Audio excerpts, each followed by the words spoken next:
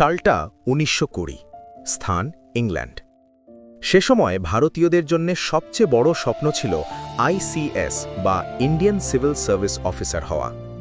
আজকের দিনে যা আইএএস, সেকালে তা ছিল তার চেয়ে অনেক গুণ বেশি ক্ষমতার। ব্রিটিশ সরকারের চাকরি, মোটা মাইনে আর বিশাল সম্মান। এই পরীক্ষা পাশ করা ছিল প্রায় অসম্ভব। ২৩ বছরের এক তরুণ বাঙালি ছেলে ইংল্যান্ডে গেলেন এই পরীক্ষা দিতে। তার বাবা চেয়েছিলেন ছেলে বড় লাট সাহেব হোক। ছেলেটি মাত্র কয়েক মাসের প্রস্তুতিতে শুধু পাশই করলেন না, সারা বিশ্বে ৪র্থ স্থান অধিকার করলেন। ছেলের এই সাফল্যে পরিবারে খুশির বন্যা বয়ে গেল। নিশ্চিত ভবিষ্যৎ, আরামের জীবন আর ক্ষমতার গদি তার জন্য অপেক্ষা করছিল। কিন্তু আশ্চর্যের বিষয়, সেই তরুণের মুখে হাসি ছিল না। তিনি ইংল্যান্ডের রাস্তায় হাঁটতেন আর ভাবতেন।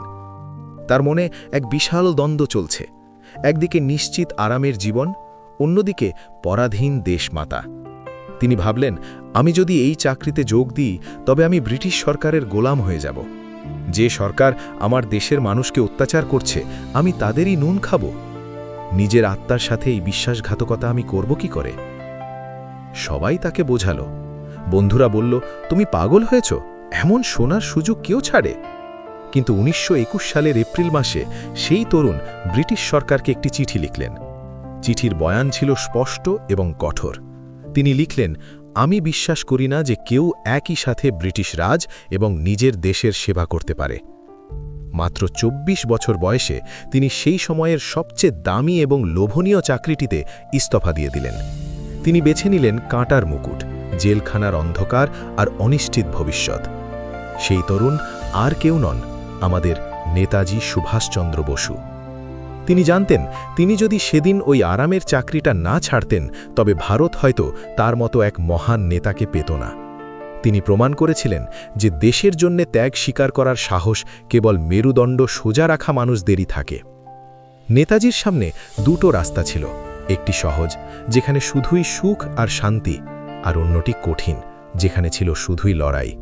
তিনি কঠিনটি বেছে নিয়েছিলেন বলেই তিনি সুভাষ থেকে নেতাজি হতে পেরেছিলেন। আমাদের জীবনেও এমন মুহূর্ত আসে যখন আমাদের বেছে নিতে হয় টাকা নাকি নীতি, আরাম নাকি স্বপ্ন। মনে রাখবেন, আপনি কি ত্যাগ করছেন তার উপর নির্ভর করে আপনি কি অর্জন করবেন। বড় কিছু পেতে হলে হাতের মুঠোয় থাকা সাধারণ জিনিসটি ছেড়ে দেওয়ার সাহস রাখতে হয়। তো আজকের এই গল্পটি যদি আপনার ভালো লেগে থাকে তাহলে অবশ্যই লাইক এবং শেয়ার করবেন।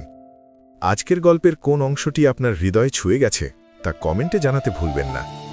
জীবনের ছোট ছোট গল্প থেকে বড় শিক্ষা পেতে দ্য রাইজিং সান চ্যানেলটি সাবস্ক্রাইব করে আমাদের এই পজিটিভ ফ্যামিলির অংশ হয়ে যান। দেখা হচ্ছে পরের ভিডিওতে নতুন কোনো শিক্ষার সাথে। ততক্ষণ ভালো থাকুন, হাসতে থাকুন।